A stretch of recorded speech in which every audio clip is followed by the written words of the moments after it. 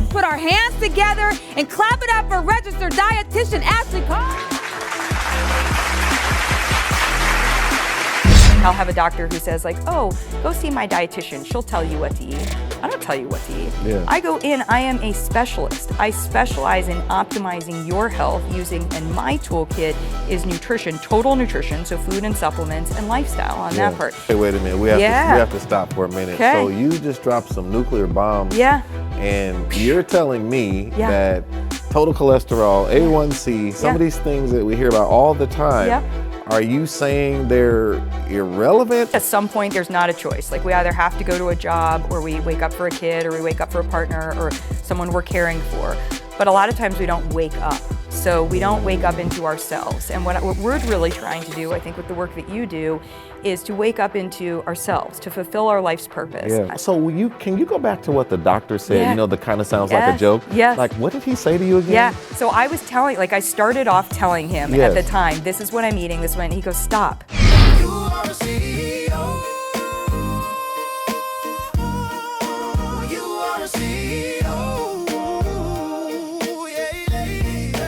You are a CEO. Your moments come to show. Lead your life with faith and flow. You are a CEO. It's true.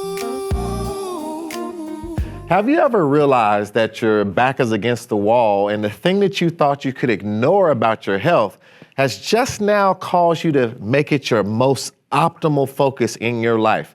You know, when we really get to the point where we have to do something about our health, it's something that you just can't deny, and it's a sound that starts off as a whisper and it becomes a scream. Today, we're gonna talk about the health awakening, that moment that you really need to understand that when it happens to you, you will know, and you will want to hear some of the things you're gonna hear today. Today, I have with me Miss Ashley Carr, registered dietitian, the founder of Better Nutrition, and also you're dealing with an individual that has been doing this for over 25 years, and you're gonna get some insights on this episode that you do not wanna miss. Ashley, I just wanna welcome you to this episode. This is gonna be special. Oh, it's gonna be special, but thank you for having me. Oh, yes. It's such a pleasure to have you. I appreciate all that you're doing, and you know, I just wanna say for a minute, when we think about the health awakening, you know, it's something about when a person is asleep, and then that alarm clock goes off and you wake up.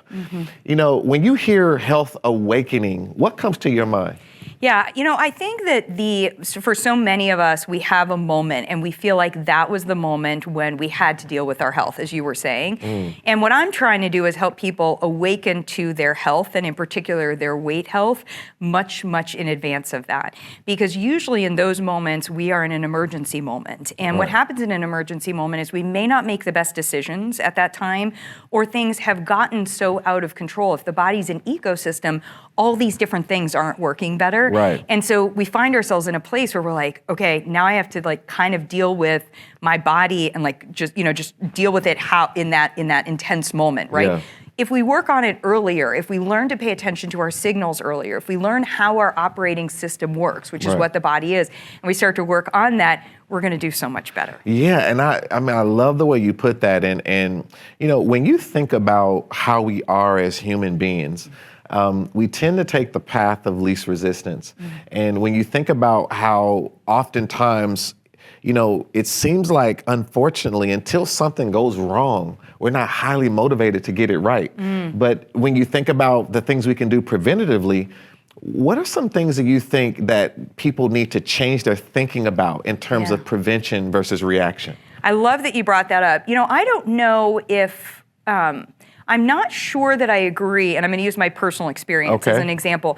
I'm not sure I agree that we're trying to, like, the path of least resistance. So for me, I was always told that I was healthy. So for the first 20 years of my life, I was always told I was healthy, but I had a weight issue, and I really just had a belly issue. So when you would see, you know, I looked real cute when I was a kid. I was that cute, chubby kid with a belly, but then when I became a sort of a not cute kid, it was, okay, now you're a fat kid, and I was getting teased about having my belly. Well, I don't wanna cut you off, but can you Can you say a little bit about that? Yeah. What's the difference between a weight issue and a belly issue? Well, so isn't that the point? Because for the longest period of time in my life, doctors would just be like, you have a weight issue. You need to eat less. You need to eat differently. Right. Maybe, like, I was really active, but they might have said to some, you need to exercise. And it was always like, you need to do this, you need to do this. But oh, by the way, your body is healthy. There is nothing that we are seeing here that is a health issue. Now, interestingly, on a parallel path, I was on antibiotics at least monthly. We know that to be egregious today. Like, we don't Right. treat things the same way.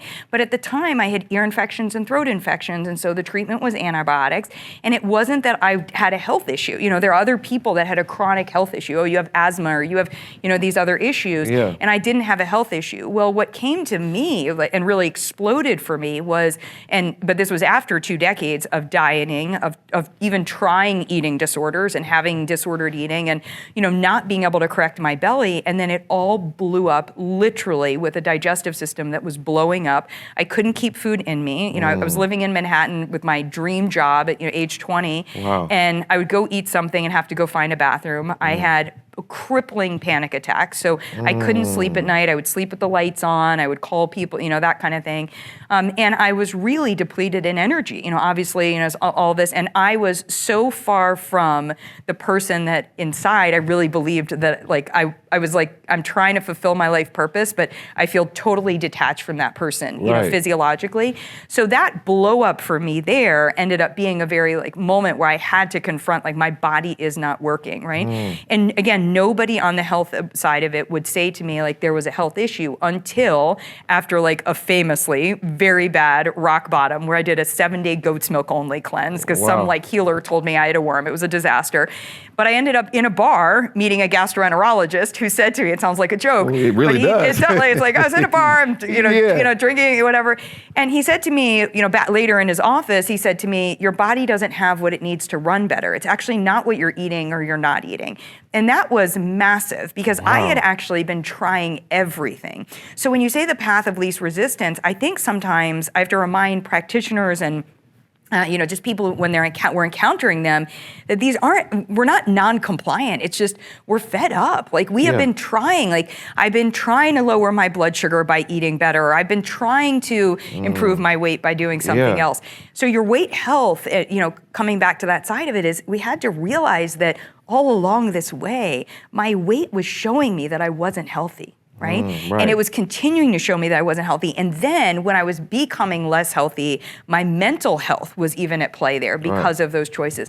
So I think why do I, like, bring that all around is that I think what we are as a society that is just so frustrated with being told by the medical system, being told by doctors, being told by the government, being told by, like, all these different places, you should just do this. This is what fixes it. Yeah. They don't have what fixes it most of the time. Right, you know? right. So I think that's where, you know, one of the reasons I love and was connected with you is, like, kind of getting into this, you could call it functional medicine, you can call it root cause medicine, you can call it, like, diving a little bit deeper.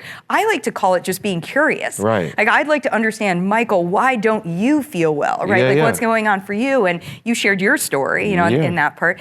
So I think that what we want to do now is come in and say, hey, I am sorry you've invested so much of your hope, so much of your finances, probably a lot of your time and effort in all these other things. The right solution for you is going to be one that is multifactorial and that really matches what your body needs today. And we have to practice a different kind of medicine for that. So can you go back to what the doctor said? Yeah. You know, that kind of sounds like a joke. Yes. Like, what did he say to you again? Yeah. So I was I started off telling him at the Yes. time, this is what I'm eating, this is what, and he goes, stop. It's not what you're eating or what you're not eating. Right. It's that your body doesn't have what it needs to run better. Your body doesn't have what it needs to run better. And he proceeded to tell me that all of those antibiotics, and not just that, but all of those antibiotics had disturbed my digestion so much that anything I was putting into it, my system was so irritated that that's why I wasn't absorbing things, or that's why I wasn't able to, you know, manage my bowels, or that's why my energy was off. And that's also why psychologically I was feeling like such a, you know, defeated sort of hot mess at that point. Yeah. So then when you think about you met this individual and they gave you information. Yeah. That information changed your perspective and it put you on a different path that led you to a different outcome. Yeah. And I know a little bit about your story and how you went on to find exactly what was going on, right? And it was nothing, like was thought. And so let's talk about the term sometimes is used, infobesity, right? Where there's this new type of obesity that is obesity of the mind and information that we're inundated with. So here information helped you, but can you talk a little bit, because in the field you're in, there's so much information. So much. I never forget, I got esophagitis from, taking a pill without water, and I didn't know what had happened. And I was reading so much on Google and on Reddit and all kind of forums because the doctors couldn't tell me how to get rid of it and what to do. So information is something that is so scary and yet helpful at the same time. So what do you say to this epidemic of information? What do we do and how do we live in this world? Yeah.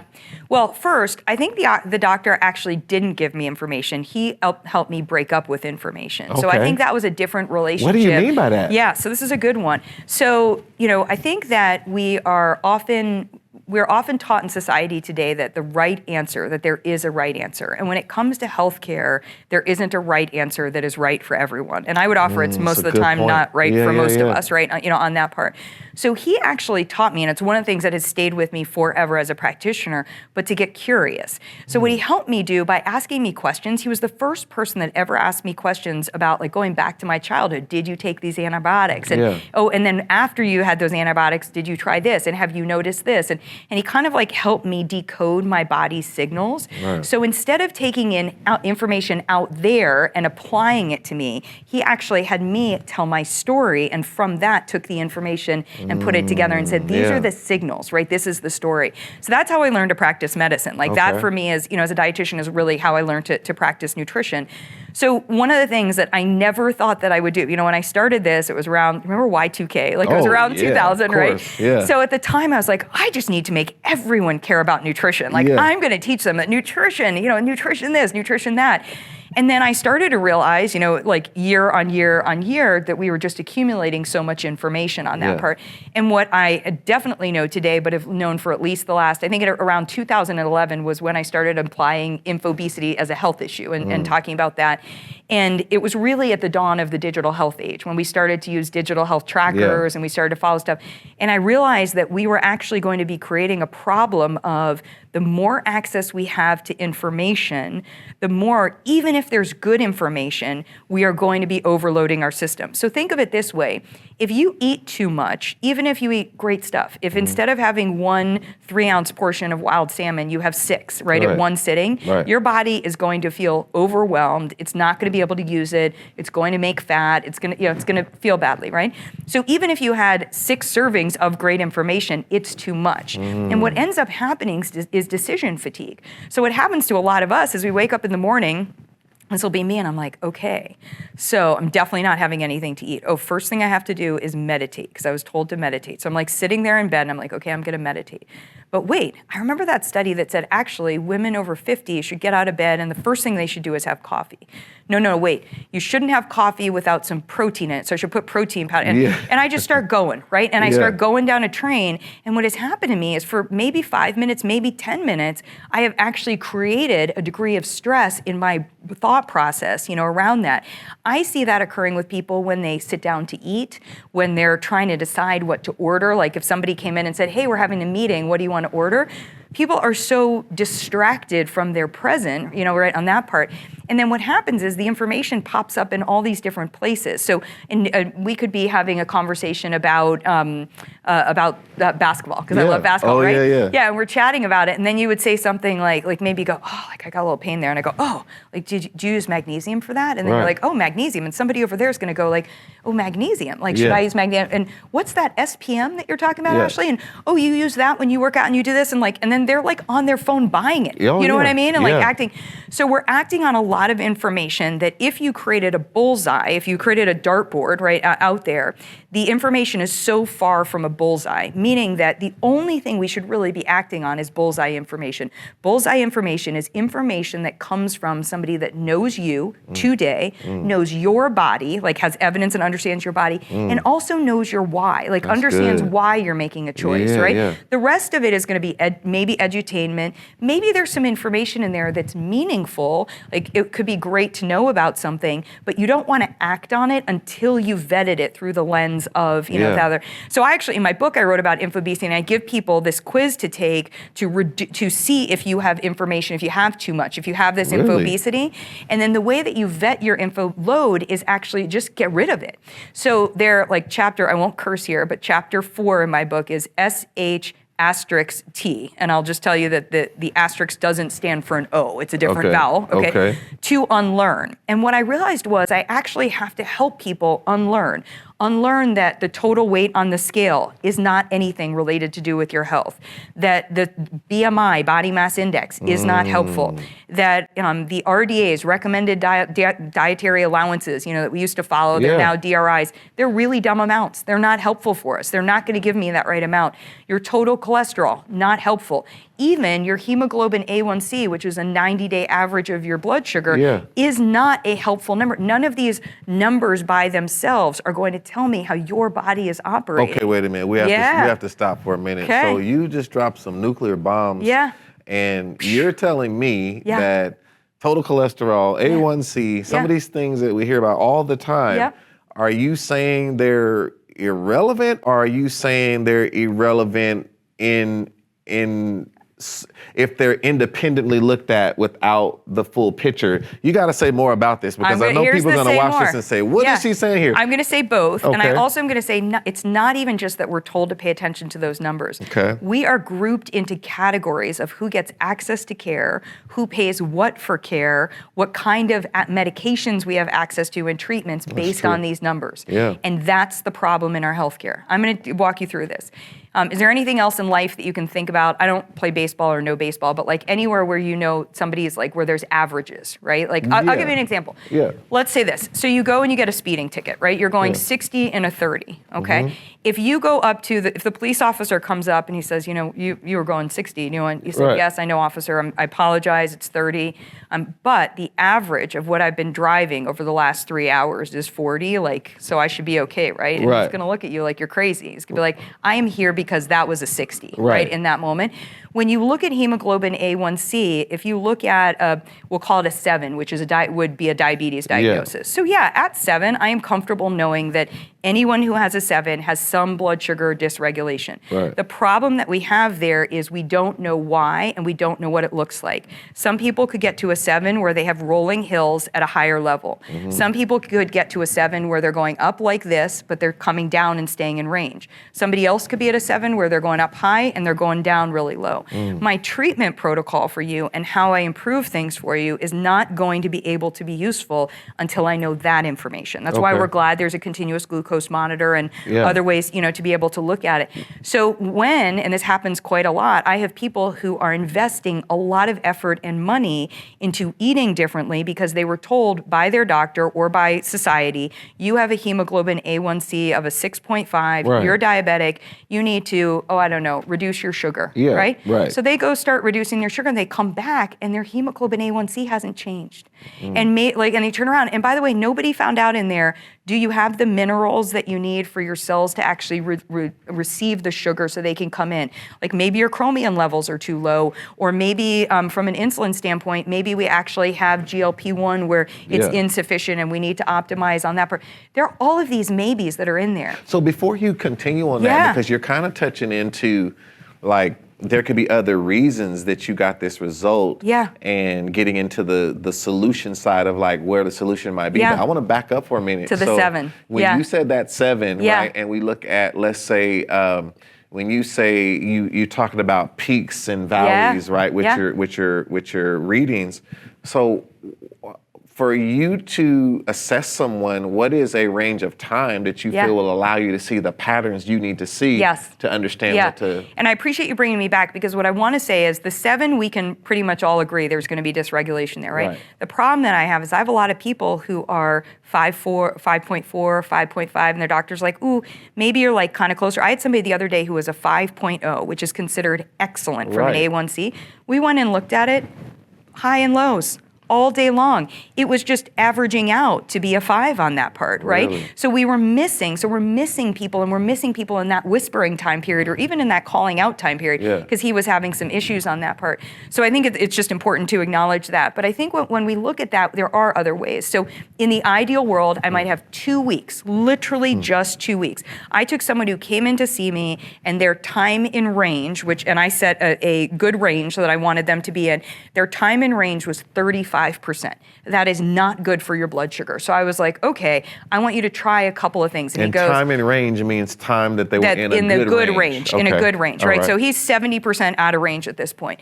And he says to me, and he says, I know you're going to make me get rid of my banana, but my doctor told me to eat my banana for potassium, and I like to have it because I go on a walk. And he's like worried about, being low energy and being dehydrated. So I said to him, all right, let me give you a couple of things that we can work on during these 2 weeks. And also, he was seeing his blood sugar. So as he's eating or doing things, he's seeing that. So what I said was, why don't we have half of the banana? Why don't we have you put some almond butter on it? He didn't like peanut butter, so he put almond butter on it. And then I said, why don't you go on your walk? Beautiful blood sugar in range. Then we went over to something else, and one of the things that he didn't realize was that when he was working out, he was trying a new strength routine, and he was working out really hard. Right. Well, when you work out really hard, when you're stressed, your blood sugar goes up.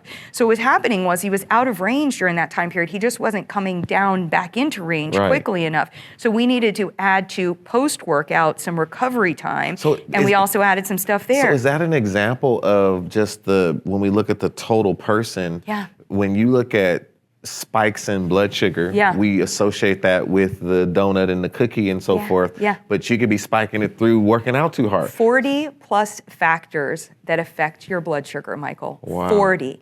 10 of them are nutrition. Really? 10. Yeah. No way. So the when I other 30 are non-related to food? Yes. Yeah.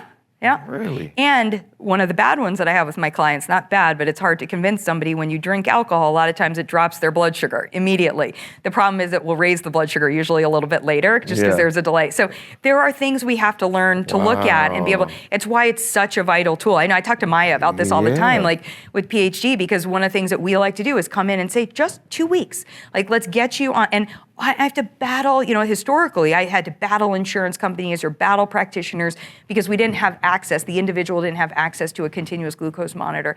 And I even had a practitioner say to me the other day, Ashley, you shouldn't be using continuous glucose monitors with people who are non-diabetic. It really contributes to orthorexic or bad eating habits. And I said, no, you're a doctor. You shouldn't. I said, I'm a nutritionist. This is my day job. They're coming in already with nutrition issues. When I'm looking at that, I'm in there and I'm tweaking that part. So no, I don't think just anyone should do this and then, try to, because usually what happens is people are like, I'm going to start swigging apple cider vinegar, or I'm going to, get rid of, like the common one is trade the banana for the cauliflower, all these other things. It's not just your food. You can eat, you can change your carbohydrates, and you can make your blood sugar worse on that part, on that piece. And that's important. Basically though, when you think about back to infobesity, like there's an infobesity maybe even amongst doctors. And what I mean is there's all these different tactics, and they all are talking and networking about the same things. They read the same journals, they share information with one another. And in this case, there's something wrong with the method itself. Like every 90 days, I should say in 90 days, we're looking at averages with A1C just in the measurement itself. Whereas if I wear a glucose monitor that is monitoring how my blood spikes throughout the day based on my lifestyle, it's a total different way of even looking at it. Like it's out of the box of normal A1C thinking. That's right. So what you're even saying is that we have to be careful with the kind of ordained ways of doing things that may always lead us to a result that is not giving us the full truth. So I often share with people, I'm the daughter of a physician. So my dad's a surgeon, so he's a doctor. My brother is a doctor. My sister-in-law is a doctor. Many of my friends are doctors. Oh yeah, I'm like in this whole world. So what I'm going to say right now sounds like I'm just want to compete with them or something like that. And I could have been a doctor if I decided to go that path. Or I like to say, it is no easy task to become a doctor, so I don't want to diminish that.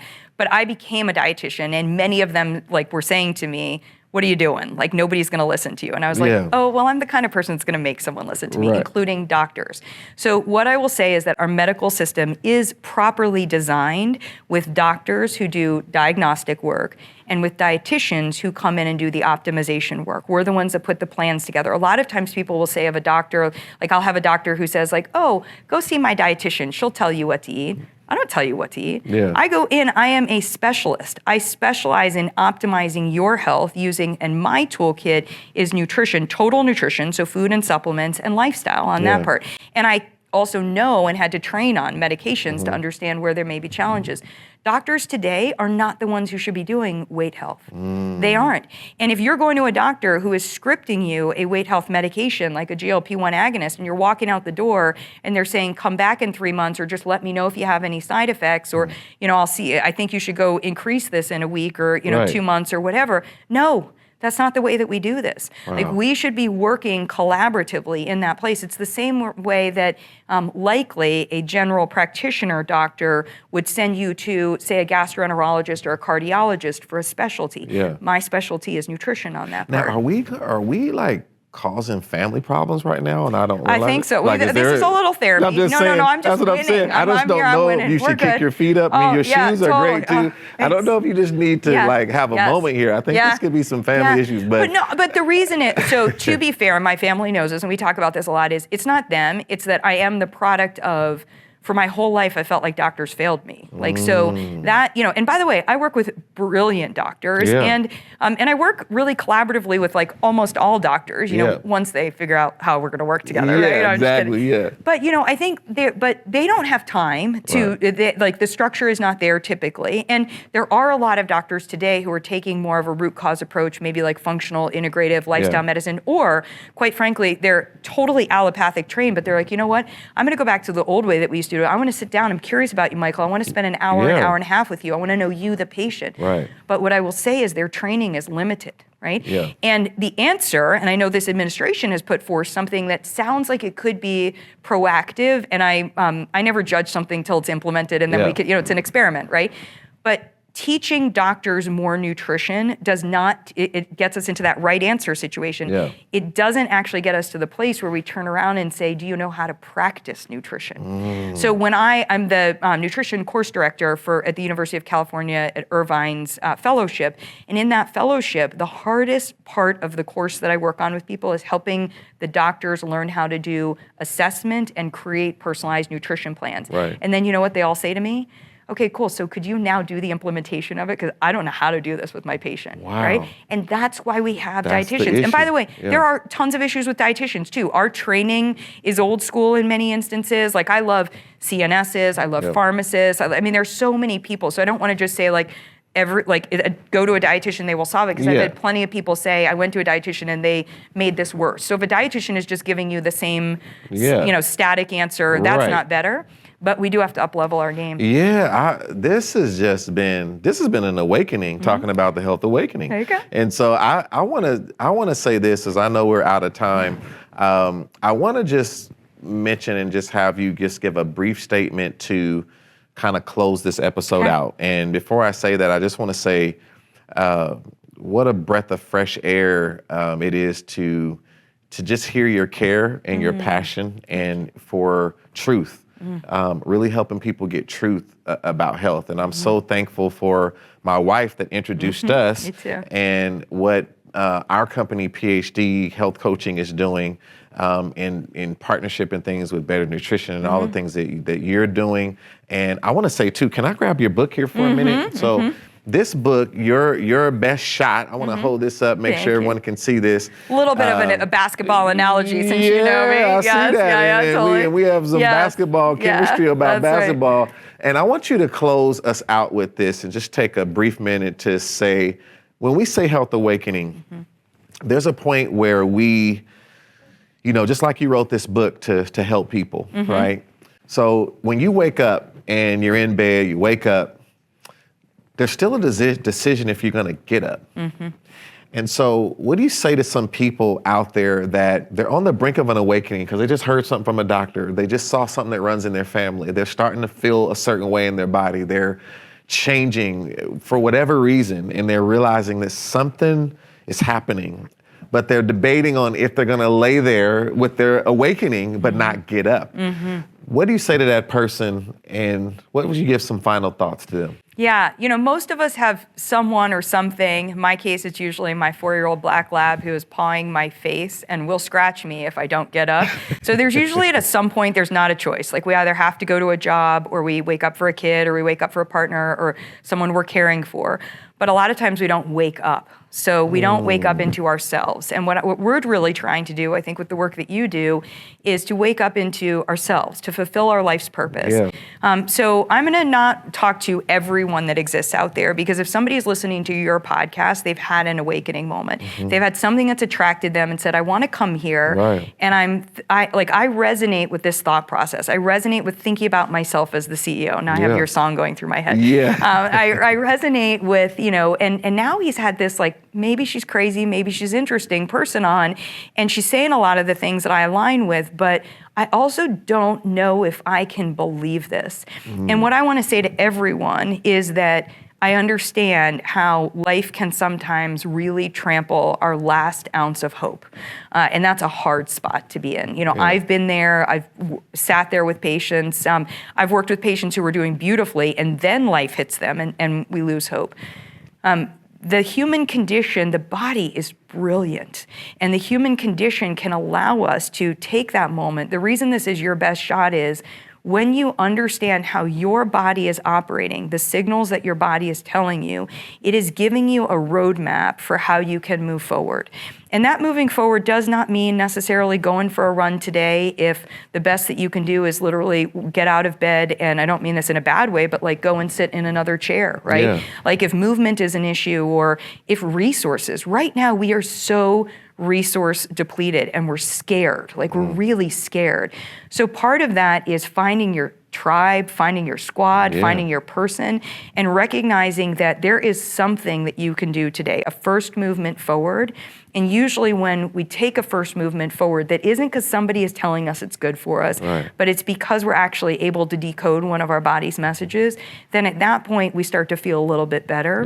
And what we're trying to do now is just build a bit of resilience. Like you're trying to bring people back into, hey, don't be trapped. Like, don't operate from fear, right? And what I'm saying is, I understand that when you're trapped in your fear, your vagus nerve is not functioning properly. Your digestive tract isn't functioning properly. Maybe it is a little magnesium. Maybe it is from food, or maybe from supplement, or maybe it's hey, I want to have a little dance party, and that's how I'm going to get out of bed. What's going to be that thing? And usually it requires being able to say, I need a moment to check in on myself. So if the one thing that anybody does is stop in life and actually check in with their body, how is your body feeling right now? You're going to have an insight to what could bring you joy and help you move forward. Well, thank you so much, Ashley. That is a great note to end this episode. I want to thank you for everything you shared, everything you're doing, and I hope we'll be working together for a long time. I really mean that. I really like what you stand for. And so all of you that will hear this episode and listen to all the words of it, I want you to know it is so important to have that health awakening for yourself. And when you get to that point in your life where you know that something is just really pushing you to do something more with what's around you, what you're hearing that needs to be done, and you're thinking about what information should I get, it's time to really get serious about what information we're taking in, why we're taking that information in, and looking at the whole person, realizing that everything is connected. There's an ecosystem, as Ashley taught us here today. So whatever you do, before you can really make the right decision, you've got to have the right information, and then you got to have the determination as the CEO of your life and your health to do something about it. This is You Are a CEO, where we charge, we expand, and we overcome. Until next time, God bless. Expand, overcome, freedom ain't luck, your work's begun. You are a CEO in every season, it's time to achieve the